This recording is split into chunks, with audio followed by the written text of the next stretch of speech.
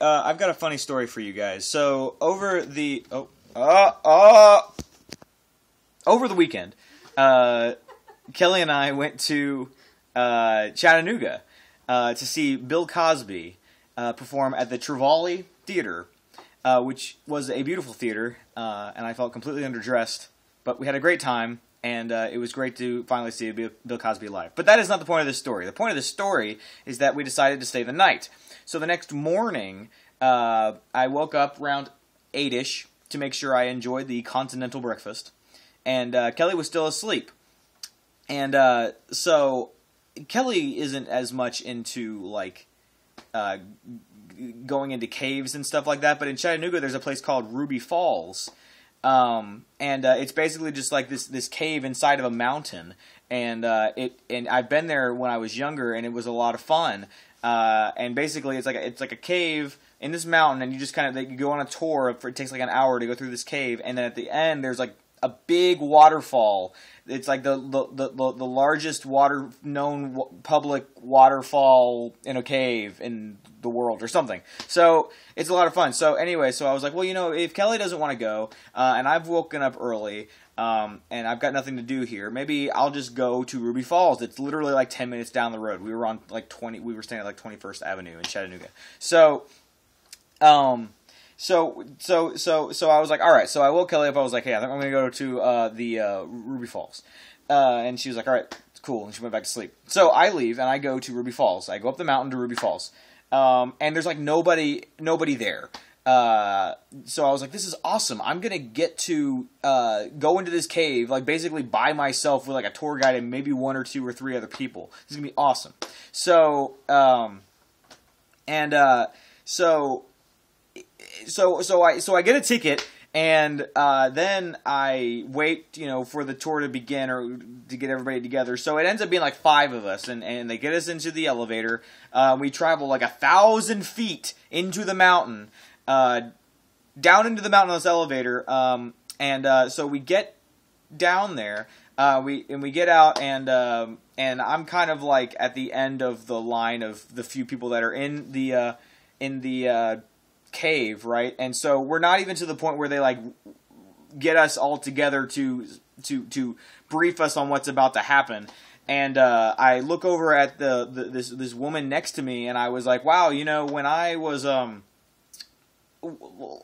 don't remember the cave ceiling of this place being so low. Like, I mean, if I put my hand up like this, like, I could touch the ceiling. Like, it was very low, very low. So I was sitting there, like, commenting on it. Wow, I don't remember being this low, but, last time I was here, I was I was smaller. So it must have seemed bigger to me. And she just kind of was like, yeah.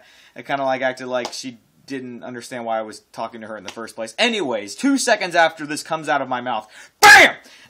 Out of nowhere, like, I think I was looking forward, and so I just, like, get hit by something, and I was like, what just happened? And it hurt like heck. So I like looked behind and like and I guess like where the ceiling was, there was like a slope. It came down even further a little bit, and I just didn't see it.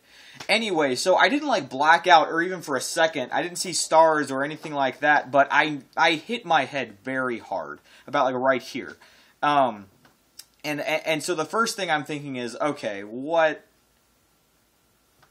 I've had head injuries before, so I'm very sensitive and vulnerable to head injuries emotionally. So I was a little scared.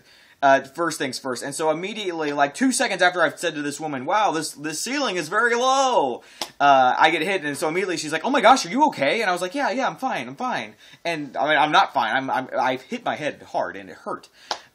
So the first thing I'm thinking is, okay, I just need to keep my hand on my head to make sure I'm not bleeding, even though I'm kind of hoping I'm bleeding a little bit, because I've hit my head so hard that like, I need there to be evidence of it, or else I'm just... does that make sense? Yeah. I didn't want internal bleeding or something like that. I didn't want to have to explain, yeah, I think I hit my head really hard, and I'm not bleeding, so maybe we've got a real issue here. So, anyways, I basically told the good part of the story. I mean, I hit my head after I had said that the ceiling was low. It wasn't like I wasn't paying attention. I was paying attention and I smacked my head. So anyways, all this to be said, I finally pull my hand from my hair, and I it's dark, but I can see that my fingers are shining, and I can feel wet. And I was like, okay, good, I'm bleeding. At least there is some physical evidence that I've hit my head. And B, oh my gosh, I'm bleeding. What do I do? So I noticed I'm bleeding right at the same time as they put us all on the line. They're like, all right, so we like to see where everybody's from. So where are you from? Oh, I'm from Knoxville, Tennessee. I'm from this place. I'm from that place. And so they get to me, and I'm like, oh, I'm from Nashville. And this is like 2 seconds after I realized I'm bleeding, but I'm trying to like keep it going. But I can feel that blood is coming down my face. So I'm like, oh, I'm from Nashville. I'm just here by myself. And so blood is coming down my face. And so this woman, this other woman next to me is like, are you bleeding? And I was like, yeah, probably. Yeah, I'm probably bleeding. And the tour guide was like, oh, wow. And I was like, yeah, I hit my head back there on the ceiling, I guess. And they were like, all right. And so he gets on the thing. He's like, I think it's a code orange. I think it's code orange. Anyway, so I get up. They take me back up to the elevator, and I go back right up the elevator, like literally like maybe 2 minutes after I come down.